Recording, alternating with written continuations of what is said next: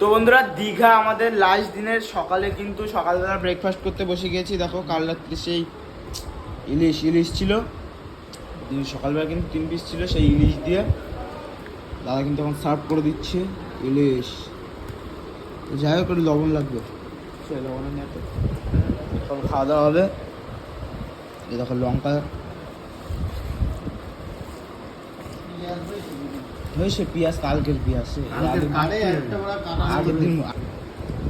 বাসি তরকারি স্বাদ লাগছে, সেই স্বাদ একদম তাজা রয়েছে। ফয়েল পেপারে ছিল না, তাদের যারা আমরা মাছটা এখানে রেখে হালকা ঢাকা দিয়ে রেখেছিলাম ভাই, চাপা দিয়ে খুলে, যার কারণে কিচ্ছু হয়নি, টাটকা রয়েছে এবং টেস্টি লাগছে ভাই। আজ রাতের থেকে বেশি টেস্ট লাগছে তাই না ভাই? এখন বাসি তরকারি এমনি টেস্ট লাগে, সেই স্বাদ।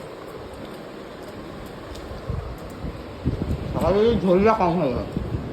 মাথাটা বাড়িতে একটা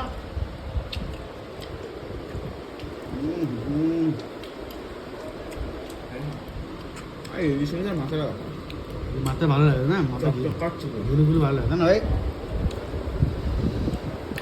আর আমি নিয়ে নিয়েছি লেজা।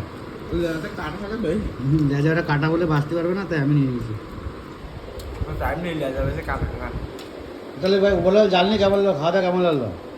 সুন্দর খেলাম, সুন্দর ঘুরলাম, সুন্দর থাকলাম তাবুর তলায়। কমেন্ট করছি তাই বলো। তাবুর তলায় নেই, আমরা তাবুর তলায় রয়েছি। অল্প টাকা বলেছি ঘর ভাড়া, 800 টাকা নিয়েছে বলে সবাই বলছে তাবুর তলায় ছিলাম। আমার তোমার কমেন্ট বক্সে ভরে দেবো। হ্যাঁ, তাবুর পর বসে খাচ্ছে দেখো। দেখ চলো, এই লাস্ট দীঘা আমাদের খাওয়া দেখাচ্ছে অন্য কোনো ভিডিওতে, মানে যাওয়ার ভিডিওতে। হ্যাঁ, সুন্দরবন যাবো। আবার সুন্দরবন, হ্যাঁ ইয়েস বস, আবার সুন্দরবন ইয়েস বস, যাওয়া যাক। আগাম বলে রাখলাম। ঠিক আছে, চলো।